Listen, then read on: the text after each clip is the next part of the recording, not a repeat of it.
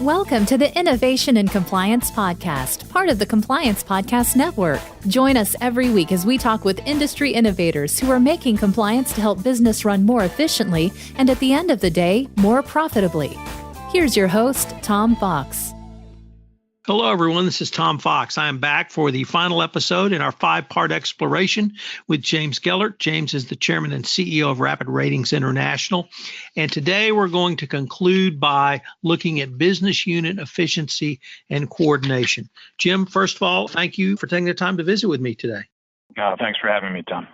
Jim, I'm really excited for this episode because this, to me, really ties together a lot of the concepts that I try to talk about from the compliance realm, which is business unit efficiency and coordination. And you guys bring that to the fore in supply chain risk management and the financial health of your supply chain. So I wanted to start off with the question is, what's the ability of the compliance, procurement, credit, professional, and other cross-functional areas to have seamless communication of their data analytics and findings? Well, it's an important thing for them to do. Not everyone does it.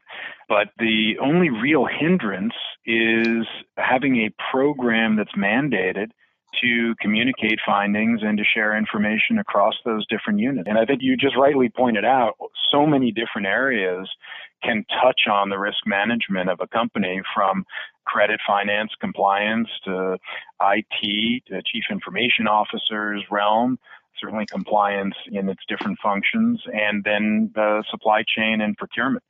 But different companies handle all of these different parts in unique ways. And what we're finding is the most evolved and sophisticated risk management programs are making sure that each one of those areas that may touch on risk is in some form or another connected with the others on findings, so there's efficiency in that process. Jim, one of the things that you have emphasized literally throughout this podcast series is that each one of these steps is really not to be taken alone or set as the step. It's a series of steps, but it's a series of steps leading to actionable information. I was wondering if you might now turn to, after the analysis, after the ongoing monitoring and action steps arise, what do you advise companies to do to help their third parties around their financial health? So I think the first part of that question is really about how data can be managed and how knowledge from that data and analytics can be shared across the different business units.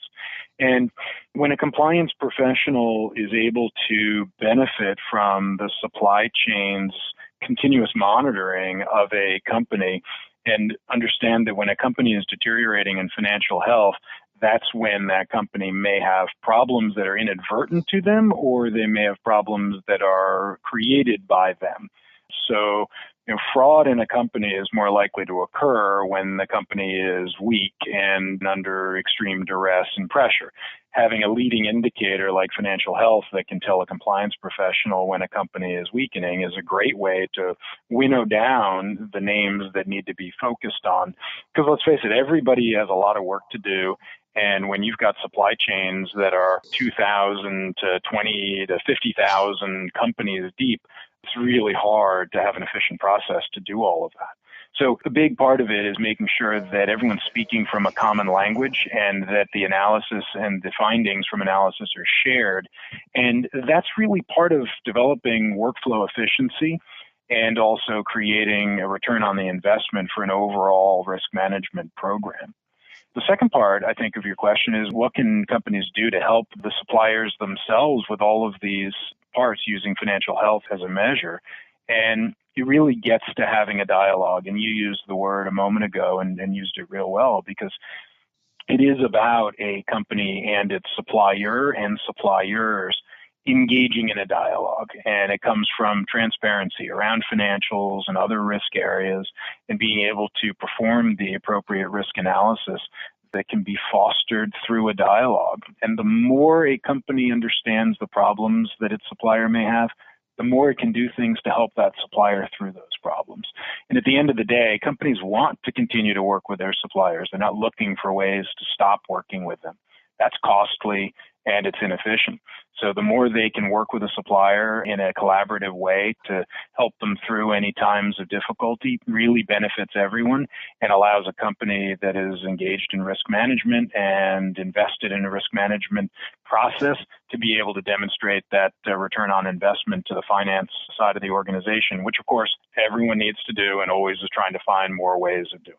Jim, if I could translate that into some compliance speak, the first part on determining the heightened risk and really focusing on those heightened risks would simply having a process by which your risks are identified, and those risks that need managing and heightened managing are identified to you. But it also goes to part two, which you just spoke about. Use the term dialogue. I would use the term not so much preventing risk from moving to an untoward event, but actually prescribing that risk by delivering a risk management solution to the third party.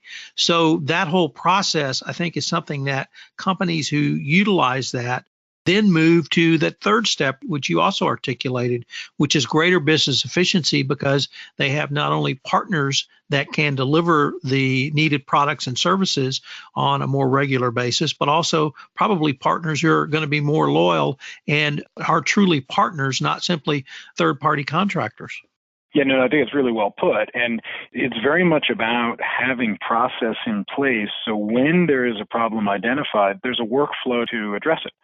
And that may mean pulling in different parts of the organization. It could be compliance in one case, and in another case, it doesn't need to be compliance.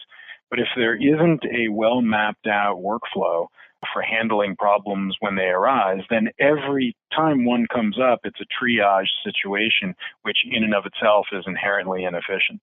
The one significant piece of advice that I would give to companies is that to put these kinds of processes in place that allow for maximum leverage, maximum workflow efficiency, is there's got to be a mandate. And that mandate has to come from senior management. There's got to be budget for the tools necessary to be able to put these systems in place and these processes in place. But once that comes, the business efficiency and the gain that can come from this kind of an analysis on financial health and other risk areas really does pay dividends. And the companies that do it, I think, are benefiting significantly across all the different business units that it touches. Jim, that's really a great point, because you certainly don't want to be either developing a process in the middle of an emergency or trying to triage multiple emergencies because you don't have a process that allows you to determine which emergencies are real and which need to be elevated for immediate attention or can be through the triage process determined to be worked on a little bit later. So having that process in place, taking a look at your process every couple of years to make sure it's up to date is something that I would certainly advise any compliance professional or supply chain professional to do as well. Yeah, absolutely. And also remembering that this isn't just about triaging problems, but it's about creating the strongest chain of suppliers in one's ecosystem that can grow with your business when your business is doing well.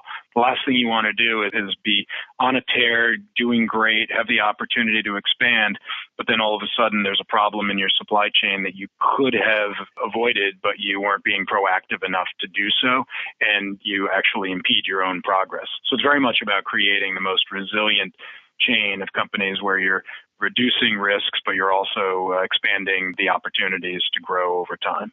Jim, unfortunately, we are at the end of our time, but I just want to reemphasize, because that to me is probably the best point we could have ended on.